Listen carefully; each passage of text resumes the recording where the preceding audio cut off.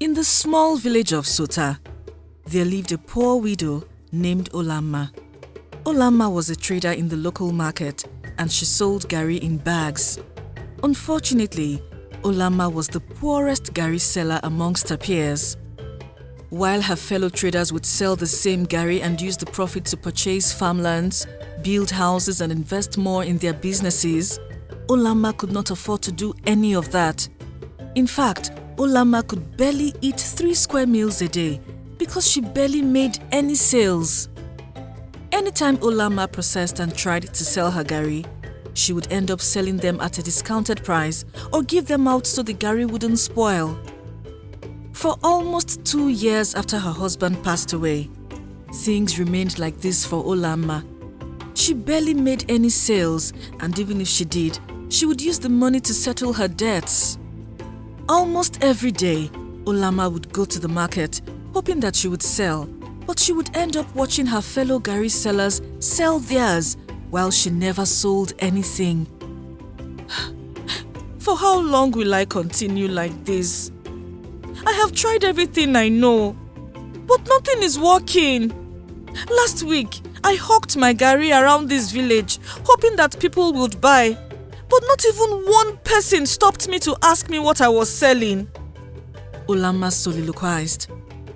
Or maybe I should start a new business if my garri business is not moving. Olamma added. A week after Olamma made the decision to start a new business, she went to a local farmer and bought tubers of yam on credit. Then she took them to her shop at the market, expecting that the villagers would buy them, but that didn't happen. After days of trying to sell the tubers of yam, but she was unsuccessful, Olamma was forced to return them to the farmer. At first, the farmer refused to collect the tubers of yam, insisting that Olamma had to pay for them. But when she saw that Olamma didn't have any money, she took them back. See how I have become a disgrace and a laughingstock in this community. Olamma cried one night.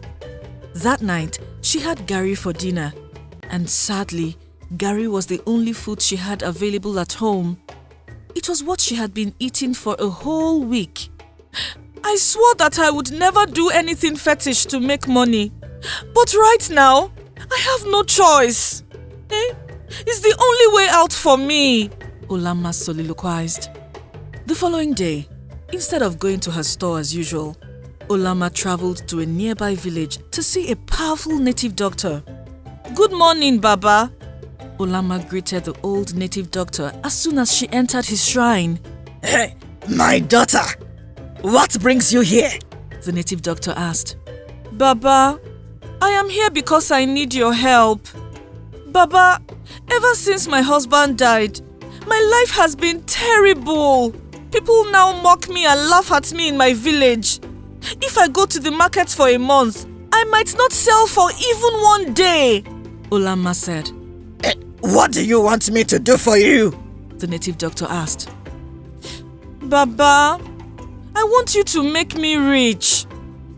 If there is anything you can do to make me rich, please do it, Olamma said in a teary voice. You want to be rich? The native doctor asked. Yes, Baba. I want to be very rich, so whenever people see me, they will know that I, Olamma, have arrived, Olamma said. That is not a problem. You have come to the right place, and I will grant your wishes.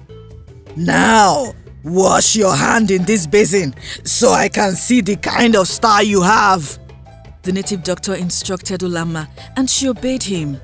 Olamma washed her hands in a small basin that contained water. After she was done, the native doctor muttered some incantations and looked into the basin. This is bad, the native doctor exclaimed after he looked inside. Baba, what is wrong? Olamma asked. It is not in your destiny to be rich. While your husband was alive, he was the wealthy one, right? The native doctor asked. Yes, Baba. While my late husband was alive, he was wealthy and generous. Olama admitted. You have a very dull star. So even if I do what I intended to do for you, it will not work. The native doctor said. Baba, please. There must be something else you can do. I am tired of suffering and drinking Gary. Just because I am a Gary seller, that does not mean I have to drink Gary until I die. Olama begged the native doctor. There is another way I can make you rich. But you must be willing to do everything I ask you to do. The native doctor said. Baba, I am ready to do whatever you say right now. Even if you want me to go and dig up a grave, I will do it. Olama said in a desperate tone. Alright.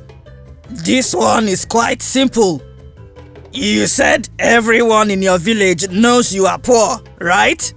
The native doctor asked. Yes, Baba. Especially my fellow market women, Olama said. Okay.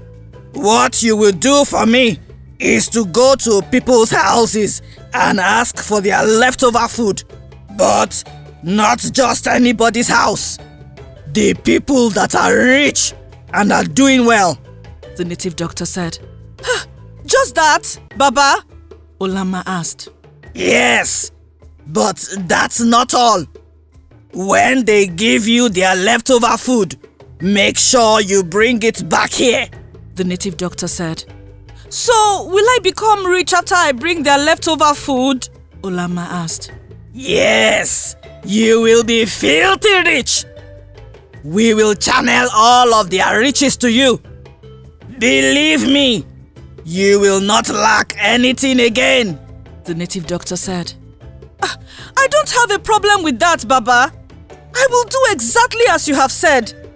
But what do I tell the people to convince them to give me their leftover food? Olama asked. Do I also need to tell you how to do that?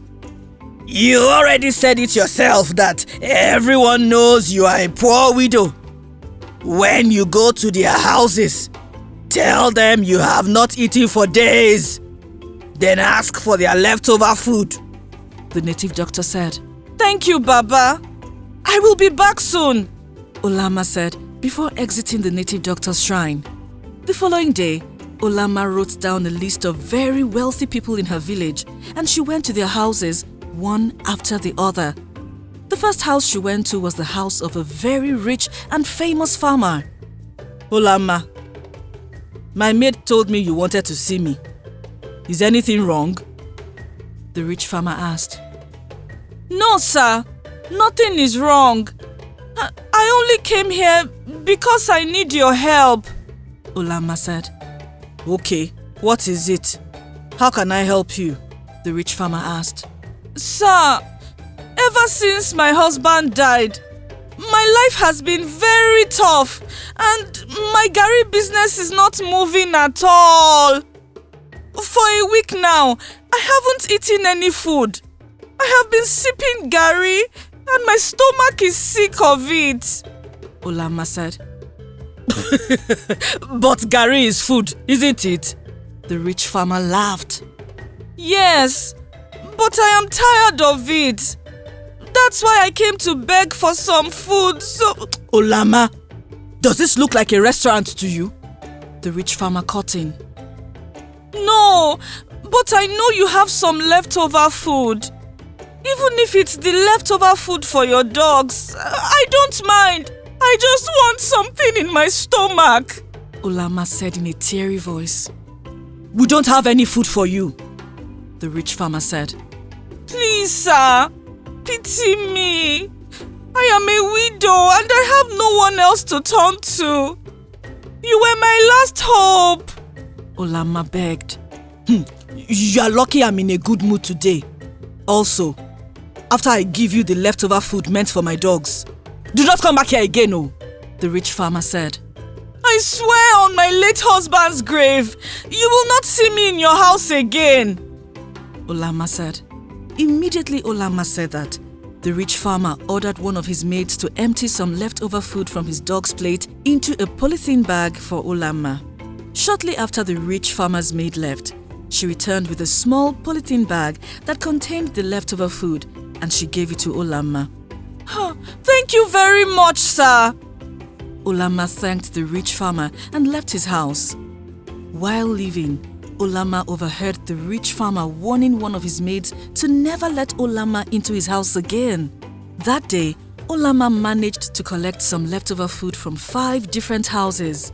Aside from the rich farmer, who gave her a bit of a tough time, the other people didn't waste time in giving Olamma their leftover food. Although they mocked her, they gave her the leftover food almost immediately so she could get out of their houses. After Olamma gathered all the leftover food, she took it to the powerful native doctor just as he had instructed. Baba, this is everything I got today, Olamma said as she handed it back to the native doctor. Ah, that's good. You did very well, eh? Now, it's time for the main thing, the native doctor said as he poured all the leftover food into a medium-sized calabash. Then he did some incantations and instructed Olamma to repeat some words after him. Before you dine with the spirits, I want you to repeat these words after me, the native doctor said.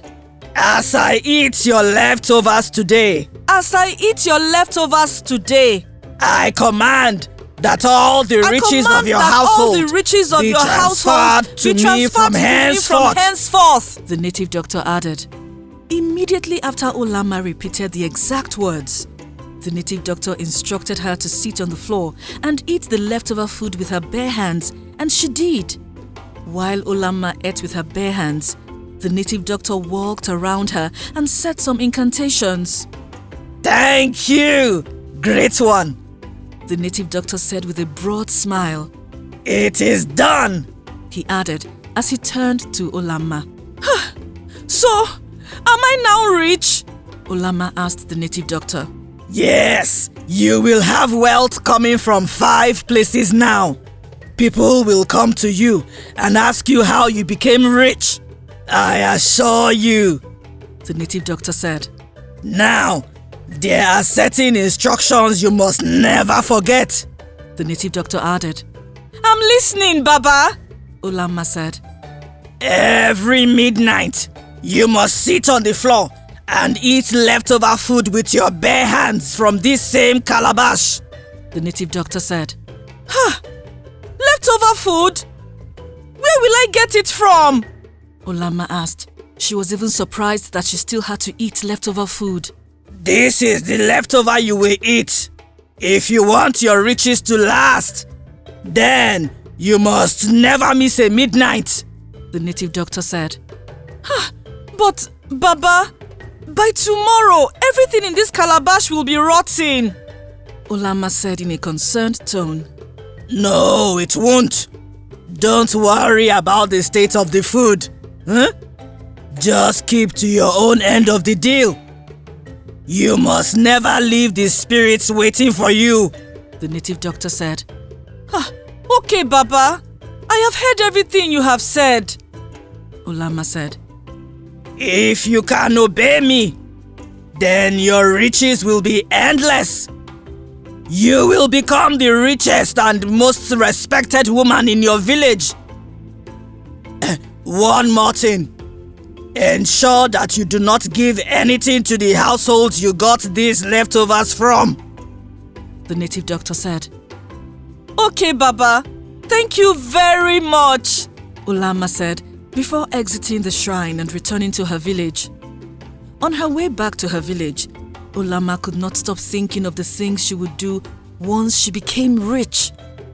She had already planned that she would show her fellow Gari sellers Pepe for always looking down on her.